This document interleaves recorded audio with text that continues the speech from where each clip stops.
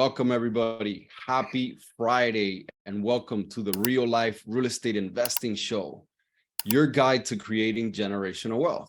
My name is Hector Hernandez. I'm a real estate fund manager, as well as a wealth building and real estate coach here on reallifetrading.com. Today, as always, joining me is my co-host, my buddy, my pal, Mr. Luis Alejandro Lopez. Luis, what you got on the agenda for us today, buddy? How you doing, everyone? My name is Luis Alejandro Lopez. I'm a real estate coach, wealth coach here with Real Life Trading. We've been investing in real estate since pretty much forever, and we're trying to show you how we do it so we can try to push you to do it yourself.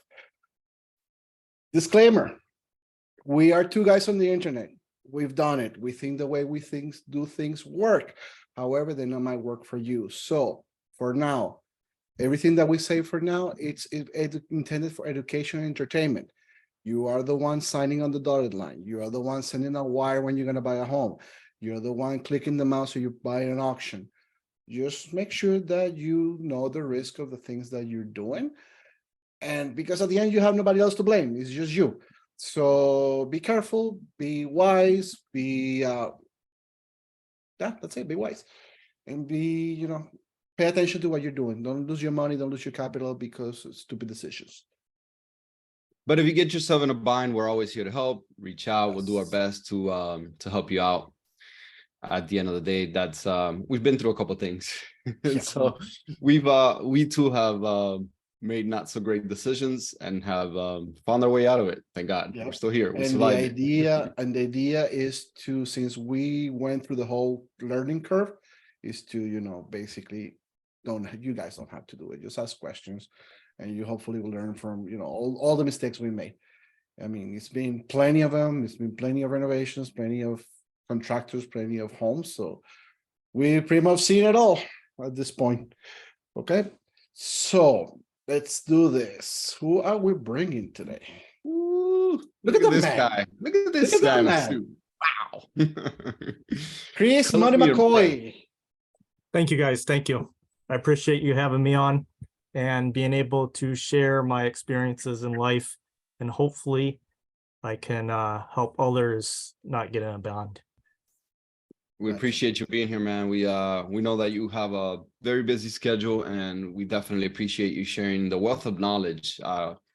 We got a chance to hang out with you in Vegas at the options trading retreat, and that was just a lot of fun. So immediately I knew I had to have you on the show and share that wonderful way of thinking and all that experience with the rest of the team, because I know it's going to be extremely helpful for them in their journey. Vegas was phenomenal, and I definitely enjoyed talking real estate in Vegas. I didn't think I'd talk real estate in Vegas, but I ended up talking a lot of real estate in Vegas, so it worked out. Yep. Options retreat just took a turn for real estate, right? Exactly. Which is amazing. I love it. That usually happens when we're around. All right. So what's the reason why we brought Chris here today? Chris, besides being an all-time amazing trader, Chris is already retired from being a general contractor. Okay. So Chris has his own share of dealt with people, with contractors, with jobs, with everything. And we wanted to bring you a different point of view of how to choose your contractors. Remember, we always tell you real estate is teamwork. Okay, it's team sport. You need a real estate agent. We discuss about real estate agents. We discuss about attorneys. We discuss about telecompanies. We have not brought a contractor here yet. So that's where Chris is here. Whether you like him or not, contractors are going to be the bloodline of this business. You love him, you hate him, you're always going to need him for something. Okay. Because basically the whole idea of investing is you're going to add value. So you either add value by solving a problem, legal problem, or by solving a physical problem. And that's where the contractor jumps in. You are going to need it. Now, we all heard a million stories. We all have seen it. We all heard it. Everybody has, even if it's their investment home, it's their own home, everybody has some kind of nightmare. How do we deal with those? How can we avoid problems, avoid conflicts as much as we can so the contractor can do his best, and in the end, it's the best for us. So that's where Chris is here. So, brother, talk to us a little bit of background. How did you ended up with general contracting, and how that whole world worked? So a little bit about me, my construction background started when I was a teenager. I had some family members doing construction, and I started as a carpenter / laborer when I was 14 years old. Nice. And so I've been swinging a hammer for even longer than that. Working with my hands and building things has been natural to me. And so obviously I went in the direction of things that were easy for me. And I went into construction. When I was 15, I started messing around with electrical stuff. My dad's very surprised I did not burn the house down. I am also very surprised I did not burn the house down. I went to a vocational school in high school to learn electrical. When I got out of high school, I entered a residential apprenticeship program for 2 years to learn residential electrical. And then I decided I wanted to move into commercial. So I did another 5 years of an apprenticeship program to become an inside wireman. I worked in Toledo, Ohio. That's where I got started. And when I moved to Rhode Island, I transferred everything to Rhode Island, finished up my apprenticeship in Rhode Island, and I was working in the electrical trade up until 2022 when I quit my job. Nice. Wow. So you've definitely seen a thing or two, I'm sure, in that journey. And I love the different states. So I'm sure you got to see various building codes as you move from one state to the other, because you know what a lot of people don't know is that building codes change a little bit from state to state, location to location. Yes, definitely. Things for the general code across the US, you know, that's always usually the same across every state, but every state has an option to build on top of that. And not just every state, cities also have that option too. So we're going to give you a bunch of guidelines today on what we recommend, but most important, I recommend you getting knowledge in the place that you live or you're doing business, because what we tell you here may not apply where you're at. Yes, guidelines are pretty much general, but again, it's the same principle to hire somebody, to interview somebody. You're going to have it wherever you're in Arkansas, wherever you're in Arizona. It's just then the little details of the actual repair that might change here or there. Okay, but for the most part, everything is gonna be the same. So, Chris, you started doing electrical. You did electrical, then as a commercial. At which point did you start hiring subs? And by subs, we mean subcontractors. Okay, so you explain a little bit how the whole GC situation works. So a GC, they have a license usually by a state that allows them to run a business and be in charge over top other people. And you know, you gotta be licensed, you gotta take tests to be able to do that. In some states, it's actually very easy to get a general contractor's license. So just because someone has a license, please do not assume that they're knowledgeable and know what they're doing. Yes, that does happen. It definitely happens. Here in Florida, we got that with realtors. It's very easy to become a realtor. Super easy. Just doesn't mean they know what they're doing. Right? Yeah, for the most part. And then you have the big thing in the market. When the market goes crazy, everybody, you know, wants to be a realtor and sell your house. And then when the market dries up, everybody, you know, disappears. And yeah, Exactly. it's funny. Same thing with contractors. Yeah. If it's easy to get a license, a zillion of them pop up, and then they all disappear when the economy goes down. Okay, so let's go over a few things that we typed down. So contractors, you love them or you hate them, you're always going to need them. So how do we go about finding the right contractor in the contractor roulette that we were talking earlier? because you never know what you're gonna get. You know, it's like the box of chocolate. So So how do you interview them? What do you look for? And let's go from there. well, let's start at the very beginning and let's start building your team. Before you even get to the contractors, let's build a team. Like in any business, you need a team to succeed. And that's where you kind of want to start.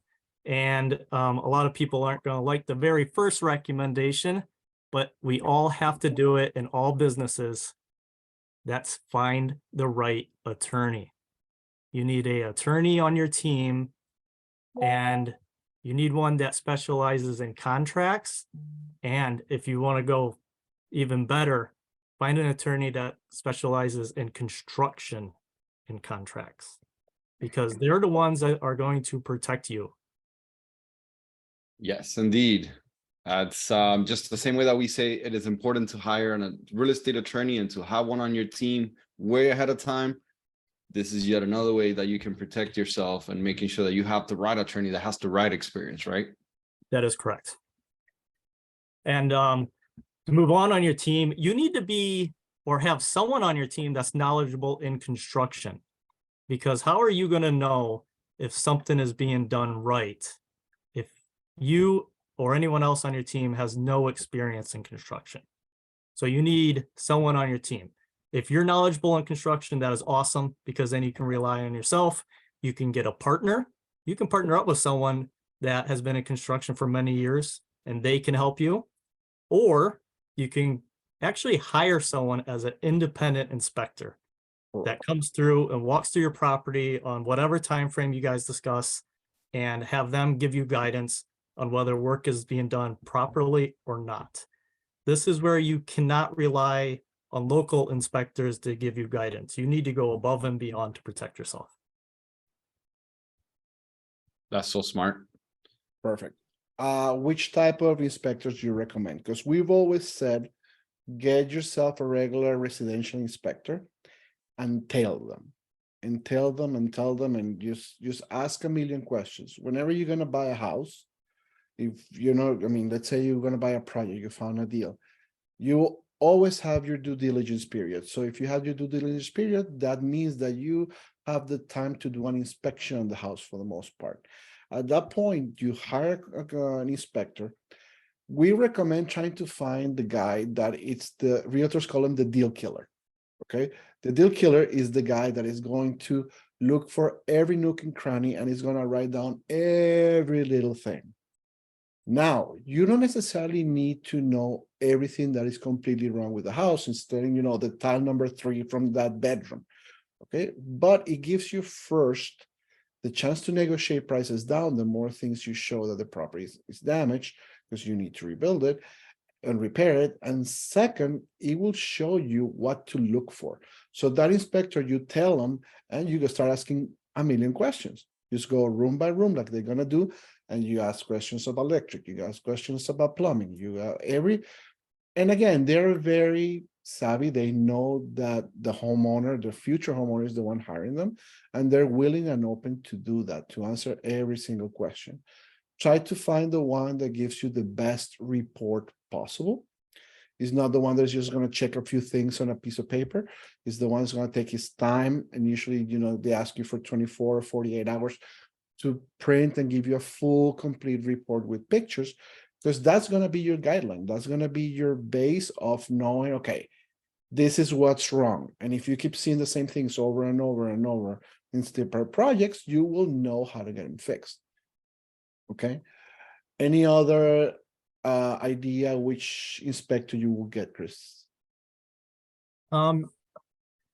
Really, it's you're just gonna have to play it by ear and start interviewing people and get a feeling for them.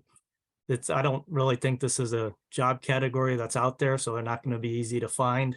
But you definitely want someone that's knowledgeable in construction, because they can be a home inspector, but they don't have the knowledge of actually building a home or building an apartment building, you know. So you kind of want someone that's very knowledgeable in those areas. And we'll get to how to find them here in a little bit. Perfect. All right. So what's your next step? Once you build part of your team, you got your attorney, you got your inspector. Well, we're gonna have to figure out what we're doing in our remodel. So we're gonna have to find someone to help design it, whether it's a interior designer, exterior designer, or a landscape architect, like whatever. So you're gonna need So if you go at GTV for a couple hours, doesn't count. right, exactly. So like, you're gonna play it by ear too. If you're buying a house and you're not doing major construction, then some of these people you may not need. But if you're doing a full renovation and you have no construction knowledge, you need someone to help design it. I know for myself, I can build a lot of things, but I am not an interior designer. I don't know what the market really wants. That's not my art. That's not what I do. So hiring someone to tell me what type of renovations we're going to do helps, because what that does is it helps you build a scope of work, and then you're going to be able to figure out what type of contractors you actually need to hire, whether you're doing a framing carpenter, finish carpenter, drywaller, electric, plumber, heated and air, a roofer, a citer. Like, there's people that specialize in a lot of different areas in construction, and if you're not knowledgeable in construction, you're going to need help creating a scope of work and what type of people you need to actually get estimates from. How do you build the scope of work? Do you go from big to small? Do you go room by room? Because everybody kind of does it differently. It really depends on the project. Okay. If it's a very large project, you can actually have a blueprint and you're starting to go, and you have architects and engineers all involved. If it's a small project, you may just go room by room. So it really depends on the project. Yeah, and that's important right there, what you said in terms of having the right person on the team to help you design it, because you can build a rough scope of work from your pre-purchase inspections, like Louis was saying. That inspector is going to come in and pick the place apart, but he's going to give you construction type of inspection. It's not going to tell you what's good for the market, what's going to look nice, what's going to, whether an open concept kitchen will be a good idea. He might tell you, hey, if you open this up, you're going to need a support beam, this, that, and the other. But a designer, especially if you're doing a full remodel, it's highly, highly recommended, especially these days where the market's starting to kind of slow down, and you can't just sell any old tent or shack in the back of a yard for, $500,000.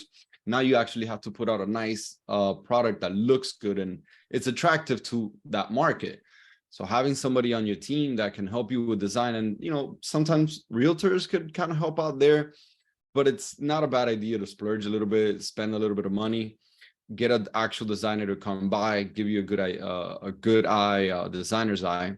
And then what I've done in the past, to your point, Chris, is two things: either working with old retired city inspectors, or working with a different GC where I'm just paying them by the hour. They know they're not going to get the job, they're not bidding on the job, and they're just coming in there to kind of reassess what other people are telling me and the other GC is doing for me. And it's just kind of like that second set of eyes. I did that especially at the beginning when I was kind of green to the whole construction thing.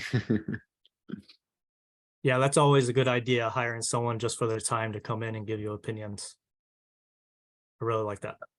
They're going to help you kind of catch it ahead of time, or even give you ideas that you may not have thought of, that your designer may not have thought of, complications that might come up. Hey, I'm going to rip this bathroom out. Well, consider the old cast iron pipes that are down there, consider redoing the plumbing coming up to the shower, and all these little things that once you've done a bunch of showers, you understand that needs to be done. But if it's your first one, you really might want to have 2 or 3 opinions, and one of them that doesn't have a stake in the race and is not just trying to sell you something. They're getting paid an hourly fee and they're going home, and so their interest is for you to call them again and pay them that hourly fee next time.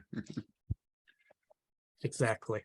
I want to touch a little bit more on the team before we move on.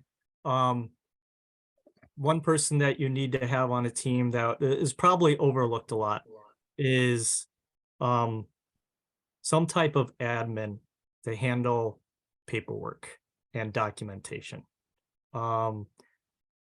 This is a very tough field to be in, whether you are hiring people or you're actually the owner that owns the company that's doing the work. Document, document, document, document. And you need someone to help you with that. So would you consider that the same person that's doing your project management, or would you think this is just a back office person? Or can your project manager, who is they're also called foremen sometimes, they're out on the job field and they also do some paperwork for you. Or would you think it's a better idea, particularly for a large project, to have two separate roles there? Definitely a large project, two separate roles. Gotcha. Smaller projects, you could probably be one person, but I know some jobs don't require someone that's full time, but it's always nice to have a second set of eyes on it. And I'll tell you, to be honest, a lot of people in the field are not very good with paperwork. So, so having an admin that's very good with paperwork will definitely help in this. No, and the other thing you Paperwork. can do is the Paperwork's not my admin thing. person. The admin person can work also accounting. So the admin person can do all your QuickBooks, you can do all that part. So they put receipts together with the order, with the payment, so it's kind of out of sight, out of your mind, and you can actually manage the project instead of just managing paper. 100%. In my notes, I have bookkeeper. I mean, it can all be the same person. Yeah. Definitely. Those are important. How do we find these people? That's always the big question, right? How do we Yes, sir. find them? Well, Craigslist? Craigslist. If you are in real estate, you should be networking. You should be going to local RIAs, real estate investment clubs. You should be involved in a lot of organizations that network. So there's BNI, Business Network International. There's the Chamber of Commerce. And you're going to meet a lot of people. You're going to create a lot of friends. And you got to start asking people, like, who do you recommend, type of thing.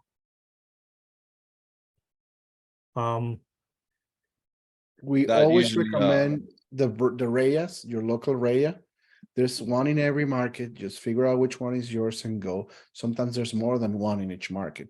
For example, South Florida, they used to have 3. Now they consolidated in 2. Same here in Georgia right now. There are 2. One is Georgia, one is Atlanta. Just go and meet people. It's this again. It's a team sport. It's a team business. So by doing the network is the way that you can find out, you're going to get the deals, you're going to get the people, you're going to get everything. Just things are not going to show up by your front door. This is not the type of business that business just comes over and knocks in. You need to, unless you're really, really big, and then, deals start showing up at your door, huh? Those are always the great. there is a national REIA as well, National Okay. Real Estate Investors Association. If not, the other thing that we've done, it's good old Facebook. They're groups of investors in basically same market. We're doing some flips in Clearwater. So next thing I know, I'm joining the Tampa Bay Investor Association. You have to go through a whole bunch of ads and a whole bunch of stuff. But guess what? We found 2 or 3 contractors that are doing a project in Davenport that we just finished. Amazing contractors. I mean, everything went through WhatsApp and video and sell. Don't have to do anything, don't have to worry about it. Again, it's try and error. When you interview them, talk to them, figure out how they are. If the people have problem returning your phone call, for sure they're gonna have a problem sending you a video.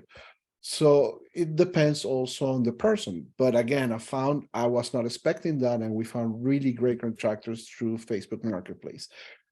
The other place that we usually recommend you guys going into is through Bigger Pockets. Bigger Pockets, it's the biggerpockets.com. It's a website that it's fairly like real life trading, but for real estate investing. And it became huge. It's very big. Now it became more a media company, because I mean, you can always say the same thing over and over again without repeating yourself. However, the network, it's amazing.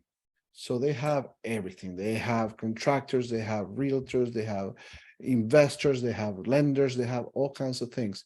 Sign up for free, go to a couple of the meets. You're gonna find really nice people. You're gonna see that people are not there hiding from you, trying to compete with you. Everybody's willing to give each other a hand, which is great. There's always something for somebody. And just do it. I was one of those that was kind of scared of doing it, and guess what? I wasted my time. So that's another very well location to find contacts. So Chris, you mentioned BNI, and honestly, I've don't have much experience with BNI other than me going to network. With your experience, is that a good place to meet some good contractors as well? So what I like about BNI, and there's a lot of BNI groups where you live. So in Rhode Island, there's a lot, and we're at a small state. And what they try to do in a BNI group is find a professional from each field.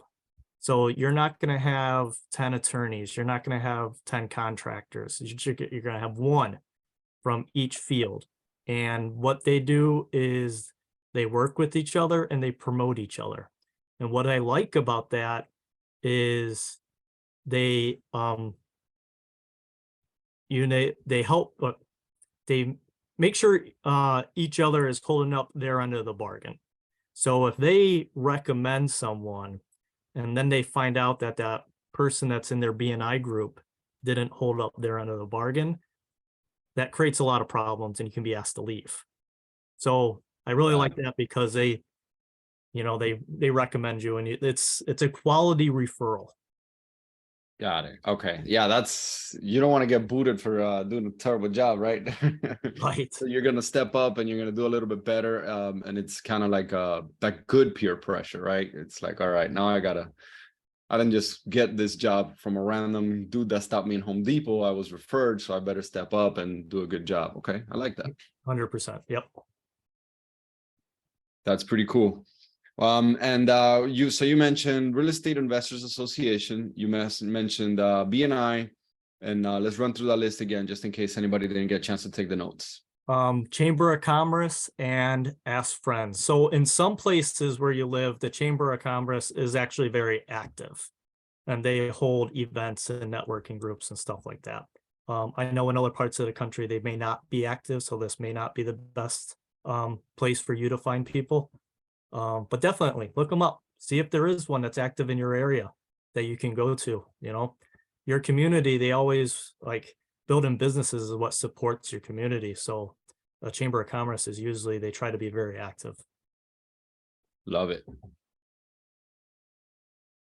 What else? What other tips do you have there in terms of finding those teammates? Asking friends, family, you can, they may even tell you who not to go with. Yeah, you see, I get a lot of that usually when whenever you reach out to friends, like, man, I got the guy you don't want to call, but I don't have the guy you do want to call. Right, exactly. All right, I love it. So, I know you had some tips on interviewing these guys. Does that come a little bit later, or where are we at on the scope that you had? So we're at estimates, and we're going to talk about, a little bit that you want to be aware of when you start getting estimates. Awesome. Let's dig into estimating. All right. So you got your list of people to call because you've been doing a lot of networking. So now you're going to start calling people. I know the rule is 3, but the more the merrier. The more plumbers you can get an estimate from, the more carpenters, the more general contractors, the better off you are. And when they give you an estimate, make sure it's detailed. I've had estimates. I have estimates given to me that are all detailed out, that spell out exactly the product they're using, where it's going to be installed, when it's going to be installed, timelines, everything. And then I had estimates that are on a piece of paper, handwritten, and they just kind of throw it at me. So remodel, right, $50,000 done. That's it. The more with 50% in advance. right. The more detail, the better, because you really want to narrow it down because, you know, you may say it's a carpenter, finished carpenter, and they're putting trim up in your house, and you think you're paying for oak, but it's not spelled out in the estimate and contract. They may put pine in because it's cheaper. So you really need to have all this stuff spelled out. And we're going to slowly merge into contracts to kind of flow together. But a lot of this stuff needs to be spelled out exactly what you're having. And when you start to get estimates, make sure they're licensed, insured, and bonded, and don't just go by them saying, here's my license number, here's my insurance. You need to look it up, see if it's active, call the insurance company, make sure their insurance is still active.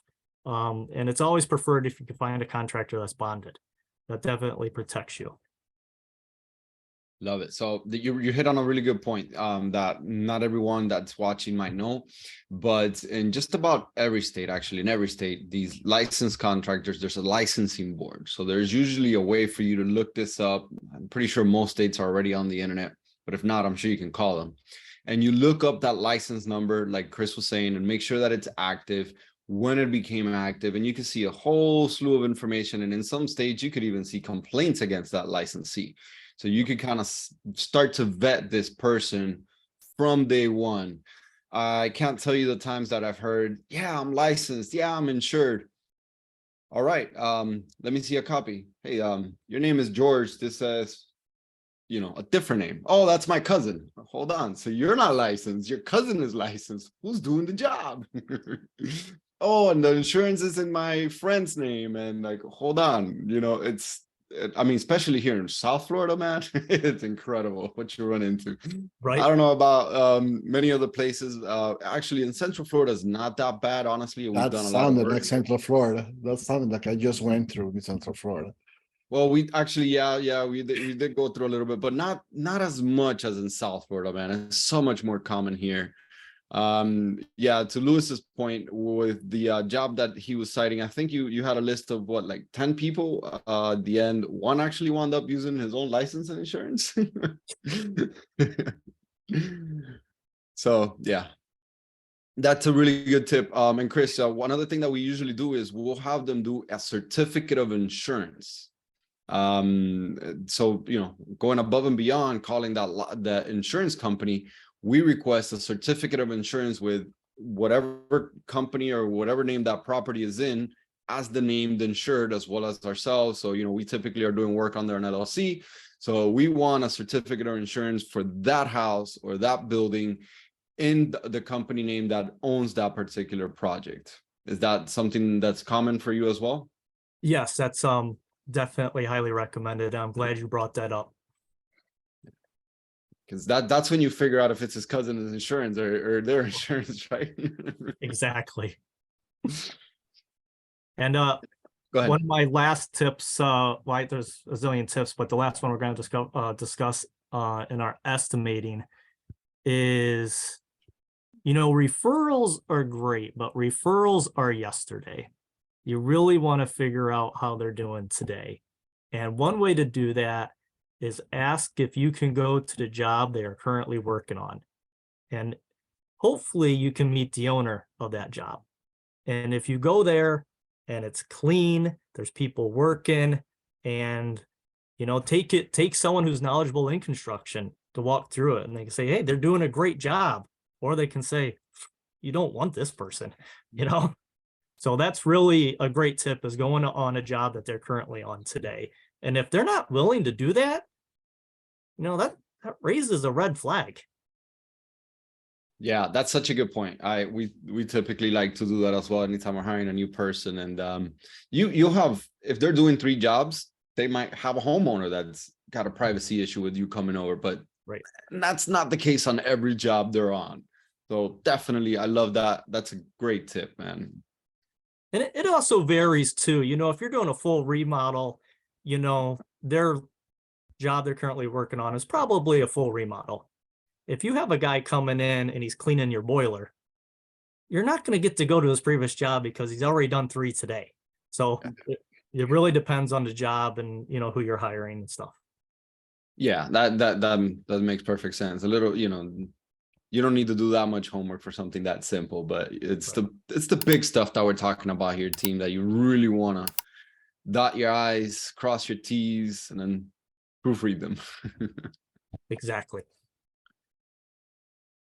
So with moving on to contracts, this is where your attorney comes in, because a quality construction company, a contractor, they have a contract written out by an attorney for them. It protects them, not you, them. And you should be able to have time to review it, and you should have time to have your attorney review it and change some of the wordage in it to protect you. And your attorney will make sure, they should make sure that everything is spelled out. When payments are due, while how much work has to be done to get payments. They should put in wordage to help you. Give me 2 seconds here. I'm going to read my notes here to make sure I didn't forget anything. Yeah, that payment schedule is usually really important, and those what if clauses, that's what your attorney is going to be looking for. Everybody who runs a business is typically, you know, goes and spends the money to have an attorney draft up a contract, but it's to protect them in whatever business you're in. You typically want the attorney to help you write the contract to protect you and your business. But you, as someone hiring that business or that contractor, you want to kind of protect yourself a little bit too, and make sure you can put in your 2 pennies in that contract. And we as investors are not always the best contract readers. So get that attorney. That's their job. They're going to charge you a few bucks per hour, and they're going to knock it out. Yeah, definitely. A few things that you definitely need is a timeline, a start date, a finish date. You need to know, it needs to be written out how change orders are going to happen. And I believe I may talk about that later on, but that needs to be in the contract. If your relationship doesn't work out and you need to cease operations and fire them, there has to be something in the contract that talks about how that's going to take place. So like a prenup. Exactly. A contractor prenup. Yes, very important. We all go into the relationship thinking it's beautiful or roses, but you know, especially in construction, things happen. Yep, things happen. Which leads us to payouts and timelines, because when things happen, your timeline gets pushed back. And in real estate, time is money. And if you don't know the number of how much your property is costing you every single day, you need that number. Because every day a contractor is not working on your site, every day something's not getting done, is costing you money. So that type of stuff needs to be in your contract. Let's repeat that one more time, Chris. You need to know how much each day. Say that one more time. So when you're a real estate investor, you need to know how much your property is costing you each day. Because when you buy a property, it becomes a liability. And until that property starts producing money, it's a liability. So the longer it takes, whether you're flipping it or you're turning it into a rental, longer it takes to get to that stage, it's costing you money. So your timelines are very, very important. Carrying costs, holding costs, call it whatever you want to call it, but it all comes off your bottom line. 100%. I love it. Knowing your numbers is super important as you go into this.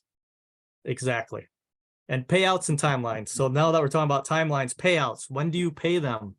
Definitely depends on the job, but usually they have different, say it's I'm getting a little echoing there. Say it's carpentry. Let's just focus on carpentry. There's different stages of carpentry. So you got rough framing, and then you usually get an inspection for rough framing, and then the electricians and the plumbers and all them come in, and then they hang the sheetrock, and then you get an inspection for that, and you move on. So a lot of times there's payout timelines based on that. So you get a rough framing payout. So you got to pay for that package. Same thing with plumbing and electrical. There's roughing it in. You got to pay that out. So those should be into your contract, but also contractors have payroll. So if they have to make payroll every 2 weeks, you may have to make a small payment every 2 weeks. Just make sure that the payment is within reason. You don't want the contractor owing you time. You want to owe the contractor. And let's go all the way back to, we didn't talk about deposits. So I want to touch on deposits real quick when you actually hire the contractor. 10%. That's the number. No more. So hiring a contractor. You're too nice. I'm sorry, what was that? You're too nice. I'm too. So I like that you're saying me I'm too nice. A lot of things I hear is people say I put up 50%. No. 10% at most. You're locking. Why do they ask for the 50%? Well, if you can get it, why not take it? Right? Absolutely. Another thing, they'll ask for 50% because they don't have money. Contractors don't need your money. At least they shouldn't. They So they shouldn't. Your deposit is to make your contract binding. That's it. It's not to pay for material. It's not to pay for upfront costs. It's to make the contract binding. And that is the most common argument there. It's like, oh, well, we need that for materials. And then they start to push back. Oh, well, fine, I'll do it for 30%. Not really. Right. And a quality contractor, they're not paying for the material when they receive it. They have an account with a supply house. They call them up. They say, I need all this material, and the supply house delivers it the next day. And 30 days from 30 to 45 days. 30 to 45 days, depending on the negotiation that they have with the supply house, that bill is going to come in. So they don't need your money to buy materials. At least they shouldn't. So one of the things that we always run with, contractors need your money because they say they need to buy materials, and some smaller contractors don't have the negotiating skills or power. So they do what, they steal from Paul to pay Peter. Okay. And then they need to find another job. Once they found the other job that they pay them, then they go and buy your materials, and that's when they can start with you. So they're always running behind, and you need to prevent that. So the way to prevent it, it's like Chris is saying. Actually, I prefer, that's one thing we need to talk a little bit, because the way you're presenting is you're working with a GC, and a GC, that is going to be an all-encompassing thing. Yes, you give him a percentage. Another way that you can do it, it's when you get separate subs and you pay on labor based only. Okay, labor is complete up to a certain period. I pay you 30%, I pay you 40%, I pay you the final once it's done. Once past your inspections, past whatever. But on the other hand, then you're responsible for buying materials, which it gives you, if you have another job or something else, flipping houses is not your main thing, it's going to take away from your day-to-day, from your labor hours, business hours. So you need to see if it's worth paying them for the extra discount that they're going to get, and for the peace of mind on you. But again, you shouldn't be paying them 30-50% up front, because you don't really know where that money's going to. Right. 100%. What are your thoughts on that, Chris, on doing labor only versus labor and materials, and then you covering the materials?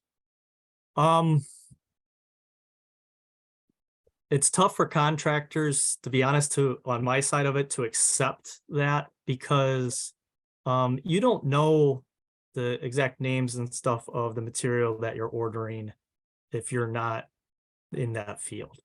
So an electrician or a plumber, we have thousands of little connectors and, pipe clamps and couplings and wire nuts and, switches and plugs and lights. Like, there's no way someone could order your material that's not an electrician, and you can branch that out. You can say the same for, carpentry, or you can say it for whatever, plumbers.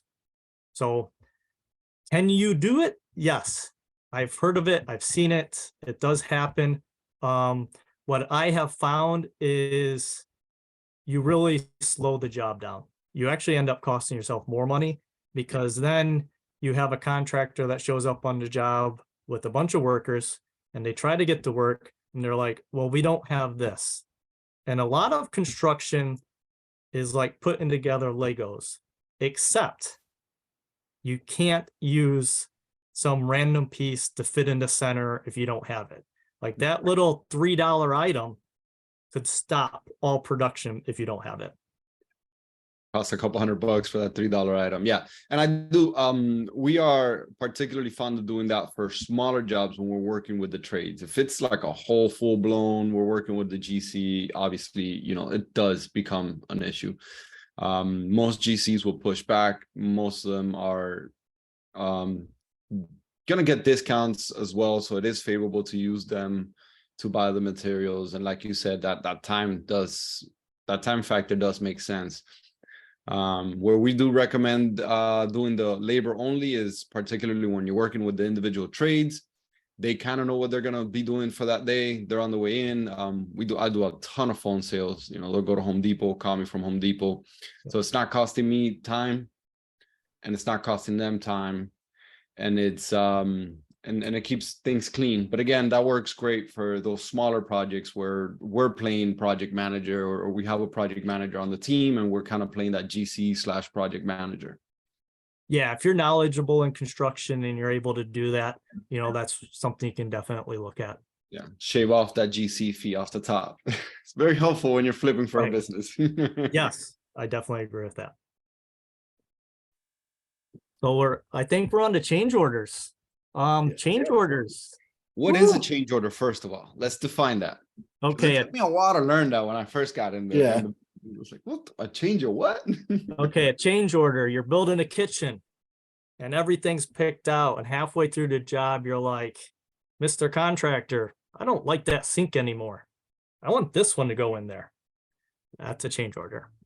What you're really saying, when my wife shows up to the job site and she says, I don't like that sink anymore. 100%. So change orders can kill you. They can cost so much money, and there's a right way to do it and there's a wrong way to do it. The wrong way to do it is, hey, I want to change this, I want to change that, I want to change this, and the contractor's, oh, we can do that, we can do that, we can do that. And that's all that's said, and it's done. Well, what happens there is, if the contractor isn't really making a lot of money during the job, at the end of the job, that contractor is going to compile that whole entire list, and they're going to give it to you right at the end, and you're going to have major sticker shock, because it's going to be a lot of money. It's gonna come in a really nice color bow and everything. A good price that you got up front, all of a sudden it starts to take a turn. Contractors make their money on change orders. I've heard that a time or two from my contractor buddies. The ones I'm hiring don't tend to tell me that, though. Contractors make their money from change orders, and they can make their money by doing it appropriate too. And the appropriate way that I recommend everyone does it is the change order is written out on a slip, and it includes how much it's going to cost, what's going to be done, and how much extra time does it add to the job. Because if none of that stuff's spelled out, like I said, you're going to get this big bill at the end of the job, but time's also important. So if you feel the job is behind and you're going to your contractor and saying, well, you're 3 weeks behind, they're going to say, well, you changed this and you changed that and you changed that. That's why I'm behind. If you have the change order that actually spells all that out, they can't say that, So it keeps everybody on a playing field. We're all equal here. We're all working together, and no one has the leverage. We all agree upon what's going on, and this is what we're going to do. I love it. So if I'm just recapping for those listening, is that what's going to be on the change order is the task to be done, the cost of said task, and the timeline for it. Did I miss anything? You did not, but they can get a little bit more complicated than that depending on what you're changing. Yeah. Because a change order may include multiple contractors. So before you sign any contract with any change order, you make sure you have the change orders and everything spelled out for all contractors. Like if you're moving a wall over and you think, oh, I just need a carpenter. Well, what happens if there's electrical in it and plumbing's in it and heating's in it? So you're gonna need all those contractors to give you a change order of the scope of work of what needs to be done and prices and timelines. And then you either say, oh, no, I'm not going to do that because it costs too much. Or, okay, let's do it. And you sign all of them, submit all the paperwork. And this goes back to your admin, keeping track of paperwork and documentation.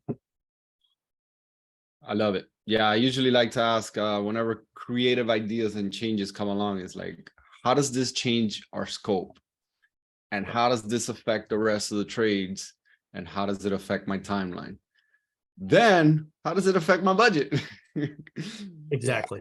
Because that's, those open-ended questions kind of tend to spark up a conversation and things start to come up, and most honest contractors are going to be honest about it, and they're going to help you out. And the really good ones are going to tell you, hey, don't do it. Or, hey, yes, you should do this because it's going to add this kind of value. But at the end of the day, like we always say, the decision is up to you. You're the one writing the check. It's not up to your designer. It's up to you and what the final outcome you want for that project. Exactly. So now everything's going great. You're coming down to the end of the job and you're going to start paying your final bills. What do you got to watch out for? Well, we already talked about change orders, so we don't have to worry about that because we did all of our due diligence and that's correct. At the end of the job, one of the most important things is a lien waiver. Every contractor, before you pay them their final check, you need to have them sign a lien waiver so they cannot go and put a lien on your property.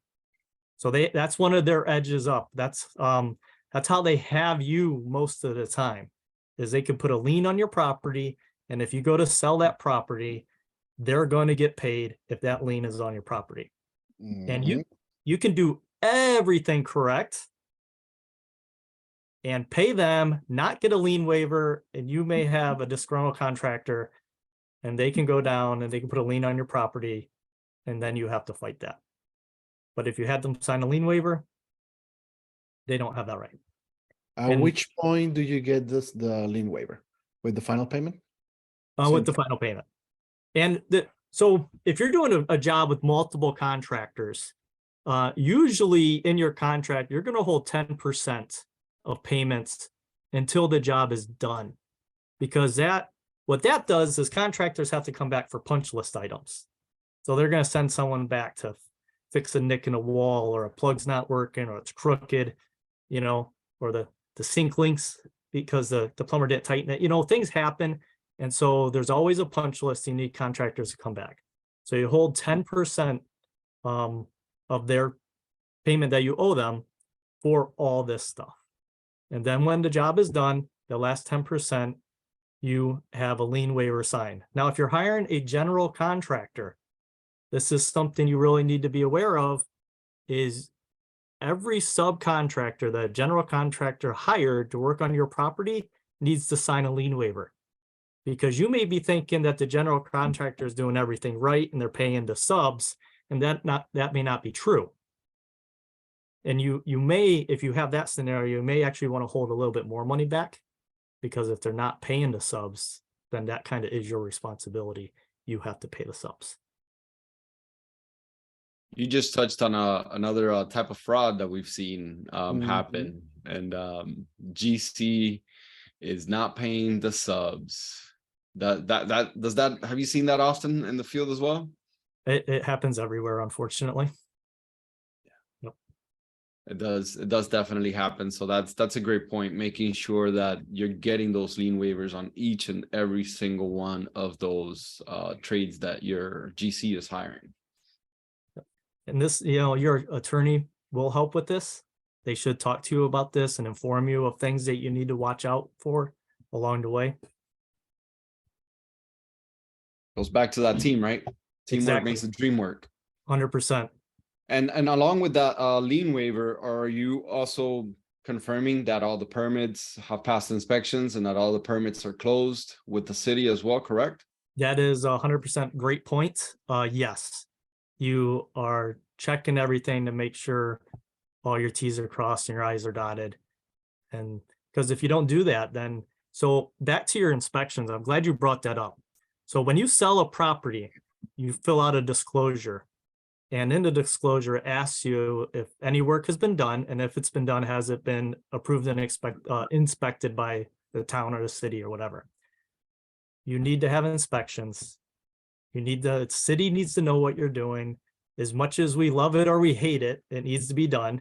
And so, yes, before last payments are done and lien waivers are signed, all the inspections have to be done and the whole job should be buttoned up. Yeah, and then you get what's at least here in Florida, you get a final inspection, permit gets closed, and most counties here in Florida, you can go online and you literally see your permit closed, or then you get the printout that the inspector comes out on the site and signs as well. And you want to keep that package and hold on to it nice and tidy with those final signatures. That's very important. You have no idea how many times we have run into projects that were done years ago and there's an expired permit. Everything was done. Contractor got paid, the lien waiver got signed, everything got done, yet somebody forgot to call the final inspection in. And whose fault is that? Well, who wrote the last check? Right, exactly. Now it's yours. Now it's your house. Now it's your house. And we typically run into it when we're on the buy side of the property. And I love those because that's when I'm getting a discount. I know how to solve that problem. So that's when I need a discount on that purchase. Exactly. But we have seen many deals fall apart on the real estate side. My wife does run a brokerage, and we've seen many deals fall apart because the buyers panic. They don't know how to solve that problem. Seller has no clue how to solve that problem and thinks it's going to take months. And sometimes it does take months, and deal falls apart. Yep. If I'm the buyer, it's not a big deal. I'll take it. But if I'm not the buyer, right, it could definitely cause an issue for retail buyers. So you want to make sure, especially if you're planning on selling that property, right, that this is done. I mean, whether you're selling it or renting it or keeping it for life, living in it, it still needs to be done because you don't want that. Some cities are very lenient about getting it solved. Others charge you a fee, a hefty fee, a per diem. Oh, this has been X amount of time and we're going to charge you X amount per day. It could get very expensive depending on what city you're dealing with. definitely. Now, let's find out which will be the best way for one of the people listening right now. Where do we find that information? Title searches for the most part, correct? Anywhere else?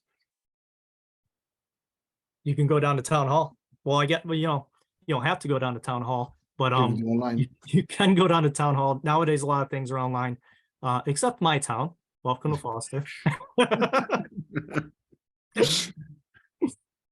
It really depends where you're at, but for the most part, everything. You could even just a quick phone call to the building department most of the time, and this is something that we do all the time. We're literally just under contract for a property with actually that one was city violations, but pretty similar process. Just I didn't even have to go down there. I saw some of the stuff online. I wanted some specific details. You start calling the city, and they're there to help. That's what they're there to do. So they're happy to provide you the information. Most of them don't really give you a headache. There's maybe like 3 cities that I've ran into here in South Florida that they won't give you any information because they want you to pay for the lien search. It's like, oh yeah, no, you got to pay that $50 for the lien search. Pay the $50 for the lien search. It only sucks that you have to wait a week to get it, but nevertheless, do it. it makes sense. Save yourself the headache if you need to get additional time on your contract for that purchase. Definitely. All right, so you came to the end of the job. You got that lien waiver. You made sure all of those permits were closed. You love that contractor, so that one was a happy story. Big smile. How do you do with problem contractor problems? Problem contractors. So you probably have a problem contractor because you might have screwed some of our other tips up and you did not do them. And with that said, some jobs may require A contractors, you know, the top of the line, and you really need them to be detail oriented.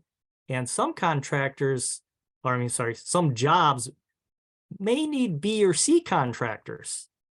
And so it really depends on what type of job you're doing. But how do you get rid of them? This is where your attorney helps you. The first thing is to acknowledge whether you made a mistake or they made a mistake. Because if you're supplying material, this may be on you. You know, if you didn't get the material there on time, they showed up and they start to work and they don't have the material, well, you're costing everyone money. But it also may be on them. So contractors, they're humans just like everyone else. And they could have something going on in their life that you don't know about. And they could have been great on the last job and then everything fell apart overnight. And you need to be able to work with that. And documentation is very big on dealing with a problem contractor and expectations, you know, on you got to set the expectations right up front.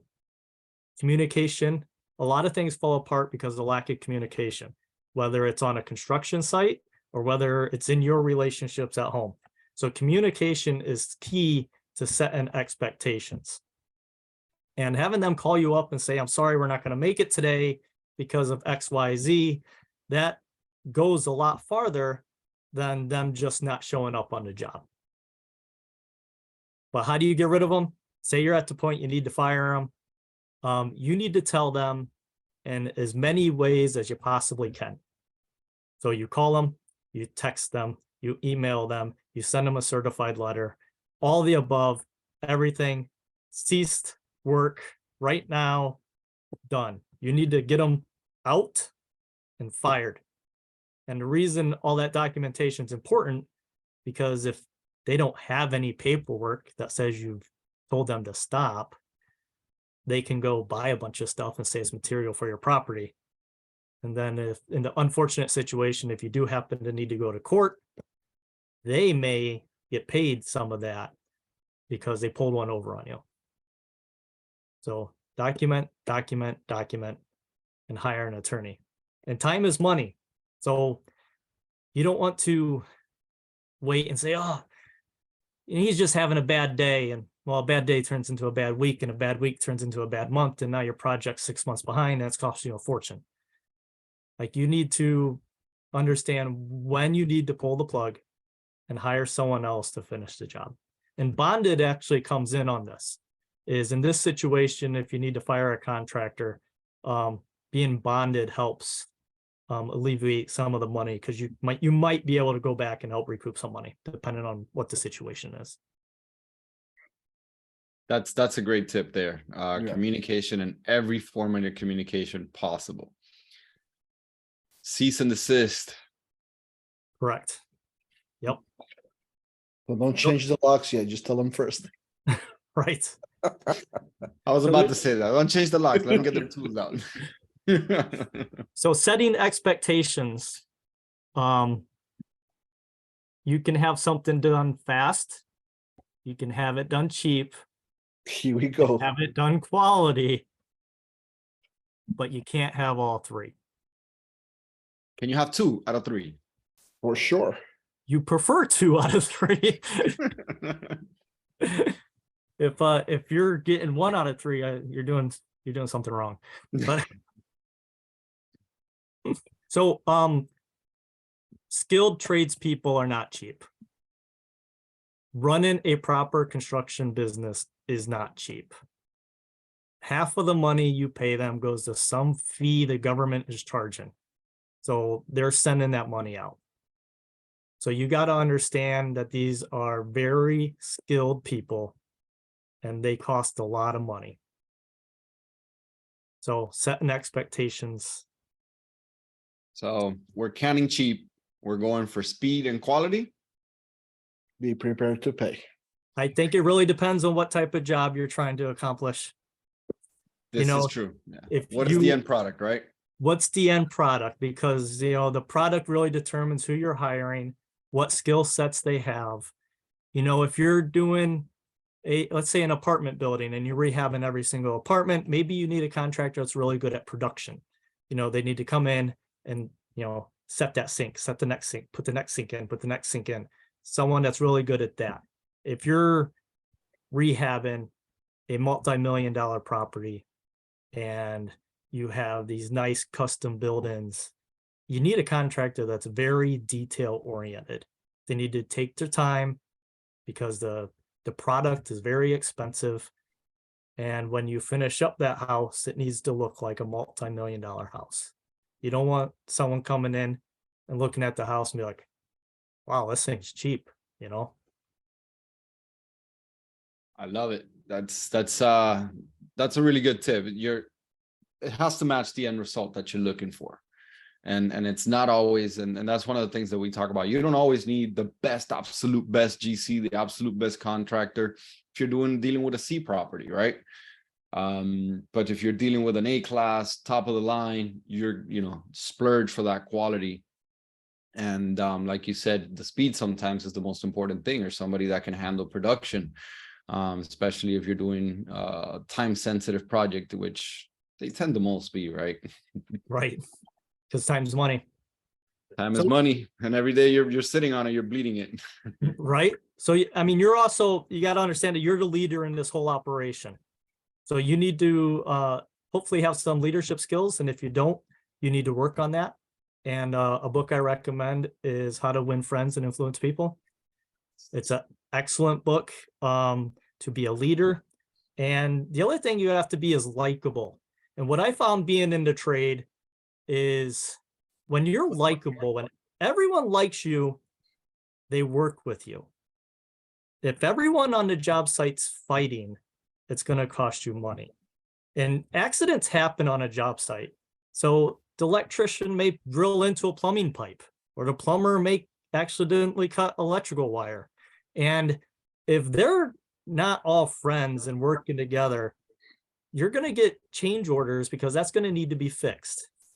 But if they like you and they feel that you're working with them and they like the other contractors on the site, you're all going to work together and they're going to be like, yeah, that's no problem. I'll go fix that right now. And no paperwork's going to be done and the job's going to get done and it's going to get done smoothly. Yep. That's a good point. Be likable, right? It's important to be nice to people. 100%. And we have actually, we heard a story about that when we were in Vegas. Somebody accidentally cutting a plumbing line on a job site from Priscilla's job site and RT3. So it does happen, team. It's a very, very real thing. Yep. And like Chris said, if people like you, if everybody's working together, it's like, oh, no worries, man. And they help each other out. If you're not leading correctly, you're leading from anger, you're walking around with a stick beating people up, that's exactly the atmosphere and the culture you're going to create in your job site. And small little nick to a pipe will turn into a whole outrageous, ridiculous thing. 100%. And I mean, what you're really trying to do here is build a long-term team. And so if you're a good leader, you're likable, and you find great contractors, great contractors, you may want to give them bonuses. Has anyone ever heard that? So one thing is, let's say they get a job done quicker. Give them a bonus because time is money. And if they like you and you like them, don't you want to hire them again for the next job? You want to keep the relationship going. So then all this work you just put in like searching for contractors and building a team. You know, if you do this correctly, you don't need to do the beginning part anymore, because the next job, you already have all your people. You already have 2 or 3 people you could call to bid that job out. Exactly. So it saves you time, saves you money. And No, no. it saves them time too, because now they're not going to look for another job. They know they have another job in the books that's coming down the line. So they want to just continue rehabbing places for you because it's easy. And it's And just, those are the contractors you want, the ones that understand that if you're an investor and you're doing this regularly, they want to establish a relationship with you because it saves them marketing dollars. It saves them a bunch of time going out estimating random projects for random homeowners that may never call them back. They know, you know, Chris calls me, I go 1 out of 3, at least 2 out of 3 estimates that I give him, he calls me back on and I actually get the job. So that's a win-win. And so I love your point to bonuses. What are your thoughts on like buying them lunch and doing little things to make the job site a little bit easier to deal with, sending a food truck out if it's a big job and they got a ton of people out and covering that expense? How does that from your end, is that something you guys appreciate as contractors? oh, highly recommend it. Yes. Do everything, whatever you can to make contractors feel appreciated. You know, all the way from the owner of the company, all the way down to their new hire this is their first day on a construction site. You gotta make everyone feel appreciated, like they're needed, they're part of the team. And the more you make an enjoyable work environment, the better it's going to be for everybody. Love it. Glad to hear that that works, because that is my go-to move, man. You know, show up with a cafecito, a little Cuban coffee in the morning, or if I show up for lunch, hey guys, don't go out for lunch, I got you. Bring lunch for everybody. You know, just those little things to kind of boost out morale. You know, if it's like a rainy day, I'll send lunch out so they don't have to, you know, go get lunch. You know, at the end of the day, it saves me time too, right? They're working a little more. Right, exactly. It's a win-win. It's definitely a win-win. Like I said, you gotta make friends, make it an enjoyable place to work. I love it. I love it. Absolutely. Thank you so much, Chris. We appreciate the information. Does anybody have any questions? Chuck, thank you so much for being here, man. Have a great weekend. Any questions or any thoughts? Everybody ready to go hire the next GC? All right. I love it. No more.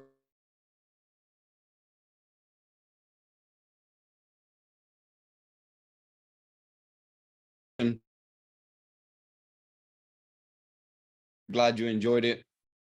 Louis, go ahead and close us out, buddy. Thank you guys for having me. Very much appreciate it.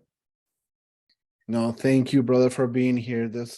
Was amazing, all the information that you just brought in. Thank you, thank you. By the way, you I very learned a much. ton today. Yeah. Oh, man, I got a whole notebook full of notes over here. Thank you. That's good to hear. Thank you. All right, guys, let's wrap this one up. A few things that we mentioned earlier.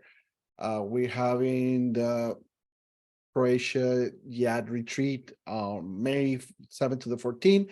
So next week, 2 weeks from now, the guys are going to Croatia. Jeremy, Matt, everybody, they're going, you know, building amazing relationships. After that, we are meeting in Orlando for the day trade retreat. I was told if I say swing, I'm gonna get smacked in the head. It's all day trading. After that, my boy just started full mentorship for active and retired military personnel, free. Okay, so if you're an active military personnel or retired military personnel that wants to learn how to flip homes and how to build wealth in real estate, this is it. You go into reallifetrading.com real-state-heroes, if I remember correctly. Yep. You got it open on the top, by the way. Heroes There. Real Estate. Heroes Real Estate. Sign in. You're gonna be on the waiting list. He just Yeah, started this one did get full, so you'll be join the waiting list, and you'll be notified as soon as the next one comes up. Exactly. Next thing we have over is I'm starting mentorships starting next month, May 3rd to the 21st, Wednesdays at 8 p.m. Eastern Standard Time. I will walk you how to do a flip from finding the property to dealing with the contractors I'm not as patient as Chris is. How to, negotiate the properties, how to make them nice and pretty, how to sell them, how to get a nice check at the very end. With that, I guess if we need any other questions and you want to know more about us, we are here. Real estate at reallifetraining.com. Email us, send us something you like where we're listening. You have any questions, you want to also review any topics, please reach out. If not, we're reallifetrading.com/RE. And the usual, if you're in YouTube, like it, subscribe it, hit the bell, do whatever you need to do. It helps us with the algorithm. And thank you.